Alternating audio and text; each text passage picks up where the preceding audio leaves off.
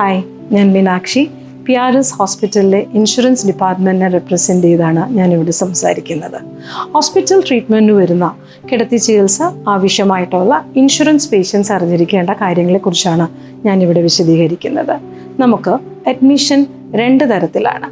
ഒന്ന് emergency admission, മറ്റൊന്ന് planned admission. ഇനി പറയുന്ന കാര്യങ്ങൾ മേൽ പറഞ്ഞ 2 ടൈപ്പ് ഓഫ് അഡ്മിഷന് വരുന്നവർ ഒരുപോലെ അറിഞ്ഞിരിക്കേണ്ട കാര്യങ്ങളാണ്.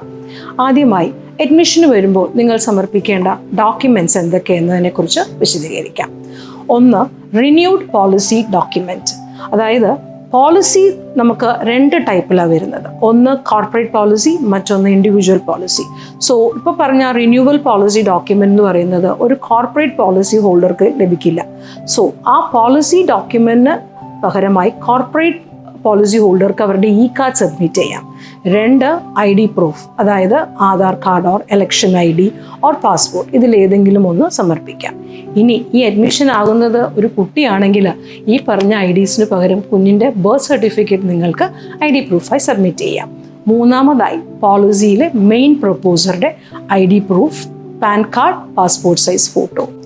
ഇനി എമർജൻസി അഡ്മിഷന് വരുന്ന ഒരു പേഷ്യൻറ്റിന് ഈ പറഞ്ഞ ഡോക്യുമെൻറ്റ്സ് എല്ലാം കൂടെ കരുതാൻ സാധിച്ചെന്ന് വരില്ല.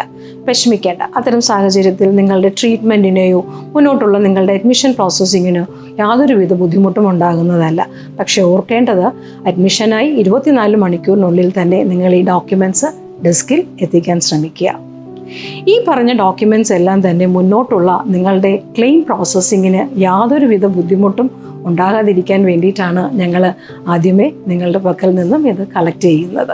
പ്ലാൻഡ് അഡ്മിഷന് വരുന്നവർ ഓർക്കേണ്ട ഒരു കാര്യം, ഈ പറഞ്ഞ ഡോക്യുമെൻറ്റ്സ് എല്ലാം തന്നെ നിങ്ങളുടെ അഡ്മിഷൻ ഡേറ്റിന് 1 ആഴ്ചയ്ക്ക് മുമ്പെങ്കിലും സമർപ്പിക്കാൻ ശ്രമിക്കുക. ഡോക്യുമെൻറ്റേഷൻ കഴിഞ്ഞാൽ നമ്മളുടെ ക്ലെയിം പ്രോസസ്സിങ്ങിനെ നമ്മൾക്ക് 3ആയി തരംതിരിക്കാം. 1, preauth submission. 2, preauth processing. And finally discharge documentation. So preauth submission, മേൽ പറഞ്ഞ ഡോക്യുമെൻറ്റേഷനുമായി നിങ്ങൾ ആദ്യം ഡെസ്കിൽ സമീപിച്ചു കഴിഞ്ഞാൽ നിങ്ങളുടെ ഇൻഷുറൻസ് ഫോമുകൾ ഫില്ല് ചെയ്യുകയും അതിനു വേണ്ട സഹായങ്ങൾ നിങ്ങൾക്ക് ഡെസ്കിൽ നിന്ന് തന്നെ ലഭിക്കും.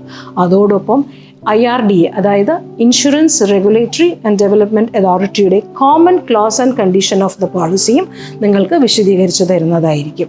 രണ്ടാമത്തെ ഘട്ടമാണ് പ്രിയോത്ത് പ്രോസസ്സിംഗ്. ഈ സെക്ഷൻ ഹാൻഡിൽ ചെയ്യുന്നത് ട്രീറ്റിംഗ് ഡോക്ടറാണ്. അതായത് രോഗിയുടെ രോഗവിവരങ്ങൾ, ട്രീറ്റ്മെൻറ്റ് പ്ലാൻ, ഇതിനെക്കുറിച്ചുള്ള വിശദീകരണങ്ങൾ ഡോക്ടർ നൽകുന്നതായിരിക്കും.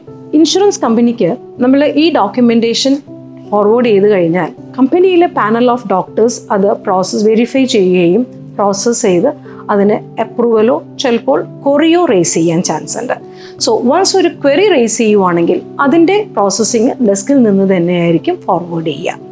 ഫൈനലി ക്വറി റെസ്പോൺസ് കഴിഞ്ഞ് ക്ലെയിം അപ്രൂവൽ ആകാം, അല്ലെങ്കിൽ പോളിസിയുടെ ടേംസ് ആൻഡ് കണ്ടീഷൻ്റെ അടിസ്ഥാനത്തിൽ ഡിനയൽ വരാനും ചാൻസ് ഉണ്ട്.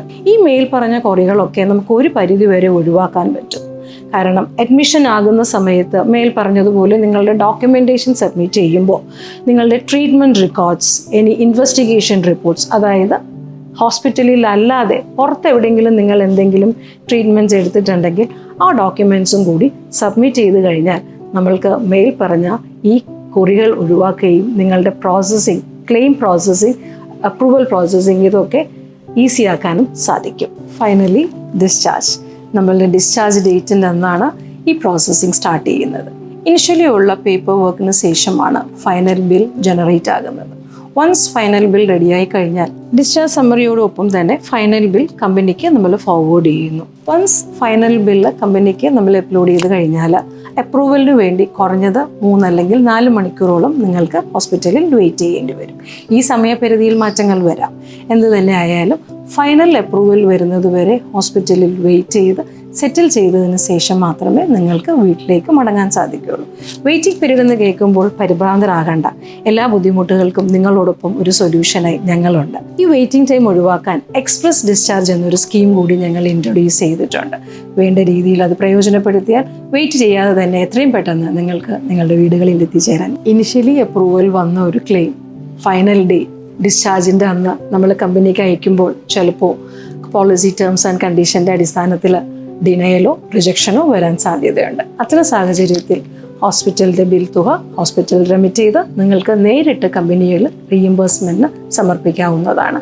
അതിനുവേണ്ട എല്ലാ ഹെൽപ്പും ഹോസ്പിറ്റലിൽ റീഇംബേഴ്സ്മെൻറ്റ് ഡെസ്കിൽ നിങ്ങൾക്ക് ലഭിക്കുന്നതായിരിക്കും. Wishing you all A good health and happiness all the day. Thank you.